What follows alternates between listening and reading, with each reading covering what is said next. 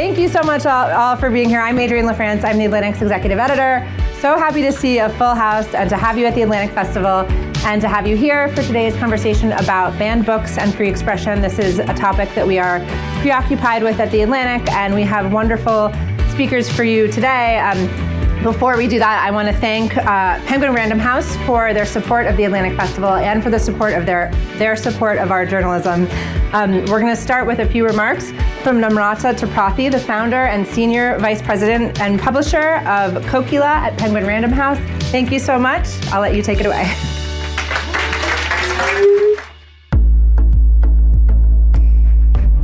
Good afternoon.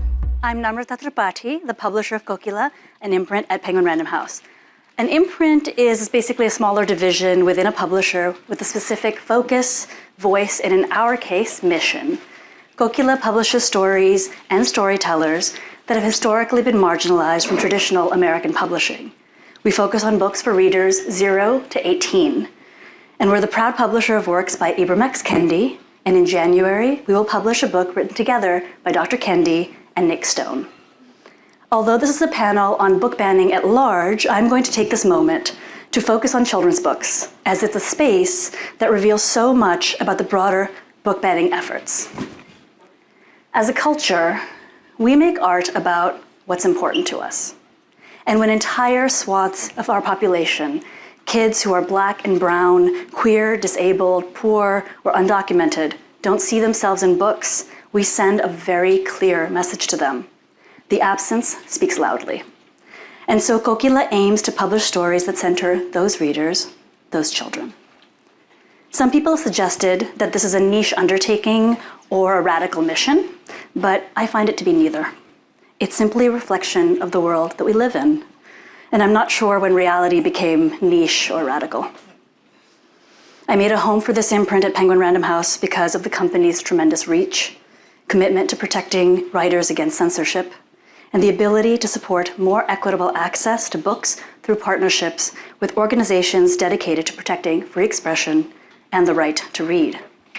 So, what is the work of children's books? Picture books, the illustrated ones that you see for the youngest readers and listeners, are a child's first introduction to poetry, to art, to visual storytelling. They establish for kids how the world works and their place in it. It is nothing short of a primer on how to be a human.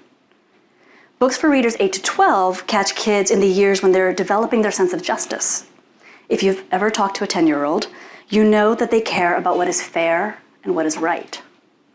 And young adult books are made for young people about to enter adult society, and these books invite them to consider how they might contribute to it. Ask anyone about the 10 books that have shaped them, and most likely, at least half of them are from their childhood. Because this is where readers and thinkers are made. So it is no accident that over the last many years, the focus of book bans have shifted more and more to the world of children's literature. And now, this space is arguably the primary theater where this battle is being waged. And what's at stake is painfully apparent and certainly well understood by those who wish to limit access to books. Books most often by and about Black and brown and queer people. If books connect us to ourselves, to our past, to our true histories, to each other, if they create lines of empathy and understanding, and most radically, if they show us not just what is or what was, but what can be, then the most dangerous thing about them is that they might lead to change. So if our goal as a society is progress, the obvious choice is to build an informed population connected to history and to each other, because these kids now will be the future voters and legislators and Supreme Court justices. And if the goal is stagnation or regression to a less open and less equitable time, then we see why there is so much energy and numerous legislative initiatives to suppress free expression. Luckily, there are so many dedicated frontline workers in this mission, from the journalists who bring attention to the attacks on free speech, to teachers working to build classroom book collections that serve their kids, to librarians who are bringing access across state lines to readers unable to acquire critical materials, to, of course, the writers who understand most profoundly how stories can change minds, lives, and maybe even the path of a nation. It is not hyperbole that this is a fight for the future of American pluralism. It is a fight to preserve and create the informed and inquisitive citizenry necessary for a functioning democracy. It is easy to dismiss the sphere of children and the stories they care about.